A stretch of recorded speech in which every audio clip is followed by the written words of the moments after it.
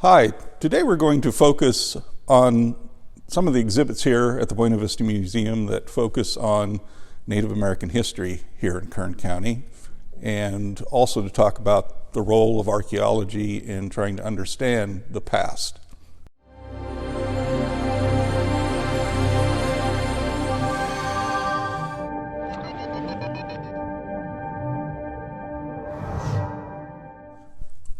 Hi, my name is Dr. Robert Yohe, and I'm a professor at Cal State Bakersfield, and I'm here today at the Buena Vista Museum to walk you through our Native American exhibit that deals specifically with the indigenous people of Kern County, and to talk a little bit about archaeology, since archaeologists are the professionals who work both with archaeological sites and Native Americans to better understand that history. The first Americans, as it turns out, were the indigenous peoples that came to the New World at least 14, if not 16,000 years ago.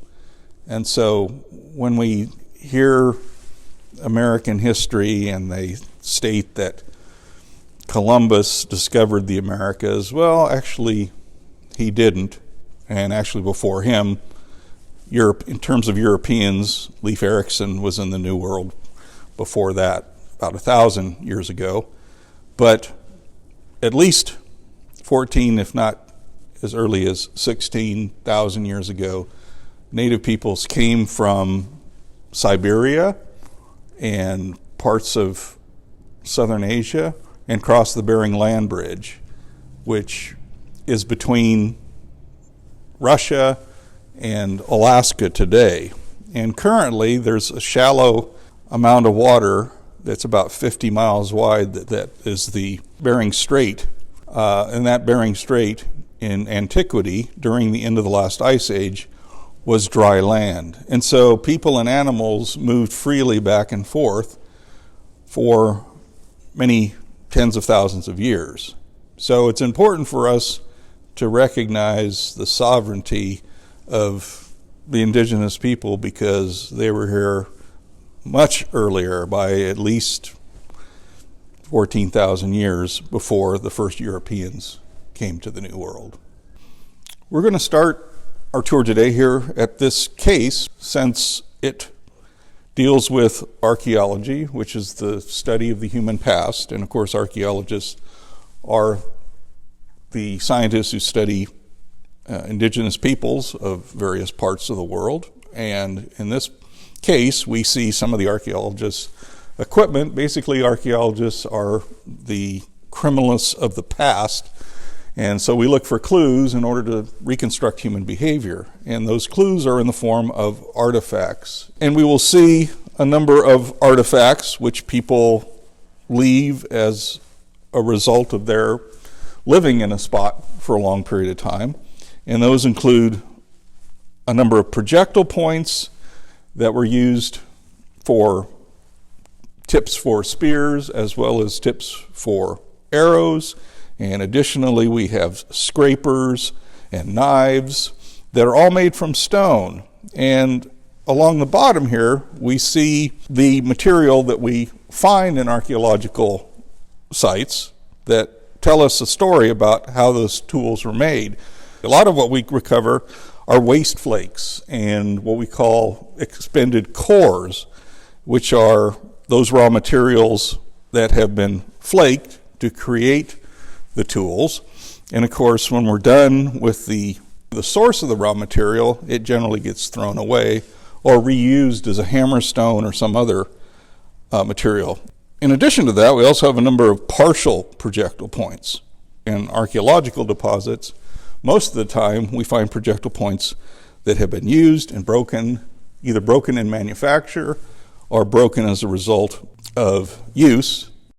If we go back to this case here, we'll see some of the other materials that are found in archaeological contexts that represent ornaments. And some of the most common ornaments that we find in sites here in the southern San Joaquin Valley, where the Yokuts lived for many hundreds of years, are made from either shell or from a soft stone known as steatite or soapstone. The shells themselves, for the most part, come from the Pacific coast and were traded with the indigenous peoples of that region, who we refer to as the Chumash. So in addition to the stone and shell beads that we see here, we also have a number of clay beads. They're baked clay beads. The bottom of this case, we see ecofacts, or basically food remains or trash that people throw out. So animal bones, and we also have shells. And most of the shells that we see here come from ancient Buena Vista Lake. We also have a considerable amount of what we call tarring stones. That stuff that's dark and sticky is asphalt or asphaltum, which comes from natural tar seeps. They are unusual because they don't show up in other archaeological sites that are not relatively close to tar seeps or other natural sources of asphaltum. This tar was very useful because the native peoples of the southern San Joaquin Valley and the coastal areas, they could cover hot stones with tar and then put those hot stones in baskets, roll them around, and thereby waterproof the interior of the baskets. In this case here, we have an interesting assortment of items that people used on a daily basis. And those include such things as bowls that are made out of that soft stone I was talking about earlier, steatite or soapstone. A lot of the other objects that we see in this case are related to food processing. And the primary objects that we use for food processing, we have to consider what the food was. The major food that was consumed by most native peoples in California, were acorns. Now, we know acorns are toxic, but the native peoples knew that as well, so they developed a way in which to make the toxic acorns not only edible, but of high nutritional value, and that required leaching with hot water. But before they could leach in the hot water, they had to pound the acorns into a flour using either mortars and pestles, as we see here. We've got a mortar bowl, and we've got a pestle up on this second shelf here. We also have a number of hand stones that are also known as monos, and monos were used for smaller seeds, not so much for acorns. And like the acorns, those seeds had to be processed in a way to make them into a flour that could then be made into a gruel or into a type of bread.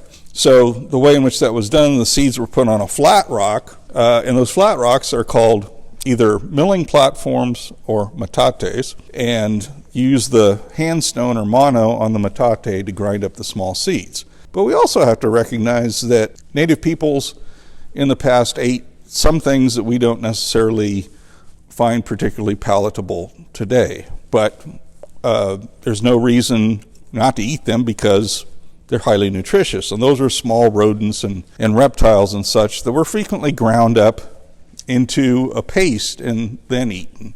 So one of the things that we don't see in those other cases are baskets. And we know that the native peoples of California, not just the Yokuts, but throughout California and into the American Southwest and the Great Basin, used baskets like other people would use pottery. So the basketry production of local native peoples was so fantastic that the stitches were watertight, particularly on the coiled baskets. And those baskets, of course, don't preserve in most archaeological contexts because they're what we call perishable objects. They're anything that is made out of wood or textile or plant material generally degrades in most archaeological sites.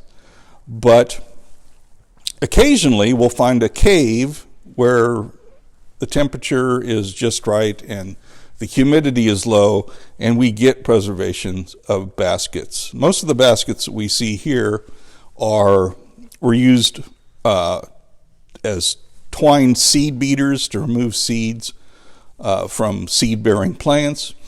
But a number of baskets that we see in the bottom were also used for other purposes, such as holding material for cooking.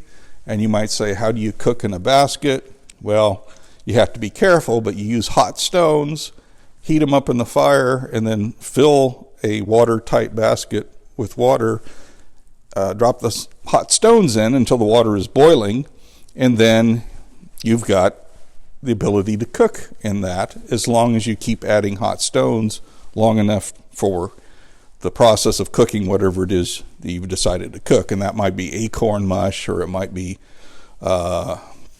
acorn in with deer meat, any number of things that could be cooked in baskets. So what we have here is a reconstruction of a Yokuts campsite as it would have looked 400 or 500 years ago. And we see a large cooking basket. We also see a Thule canoe. And it may seem odd that canoes were constructed out of Thule, because you'd think that they wouldn't float. But actually, a canoe this size would accommodate at least 2 adults. And they were something that if they stopped being useful, it was easy to make a new one, because Thules were abundant. And we have to remember that the southern San Joaquin Valley, within the last 250 years or so, before that time, the entire southern San Joaquin Valley consisted of lakes and sloughs with intermittent mounds of dry land in which people lived on. And so there were abundant resources, including the Thule, which is why Thule becomes an important part, not only for making canoes, but for creating shade. This is a ramada in front of a wickiup, or a hut, that is made also from Thule and willows. And between the willows and the Thule, you can create the shade for the ramada, as well as a structure that will keep off most of the sun and rain. We also see 2 different types of grinding stones that I talked about when we were looking at the archaeological materials. We see a mono and hand stone, and we also see a mortar and pestle. We also see we have an elk's head poking through. That's a Thule elk. Thule elk were an important resource in terms of animal protein for the native peoples of Central California, as well as various waterfowl. As we can see, a number of species of ducks that were plentiful, and as a consequence were hunted and consumed. We also see the fire hearth. These hearths may have been used for several hundreds of years if people came back to the same site to reestablish their encampment. We can also see that those stones are fire affected. And a couple of them are cracked. And the reason that they're cracked is that once they reach a certain temperature, they'll break. And so that's another thing that we frequently find in archaeological deposits, and we know what those represent. And so when we find them in a cluster, we know that they are likely from a fire hearth. Well, I hope you enjoyed the video, and please like and subscribe to see more of these videos here at the Buena Vista Museum.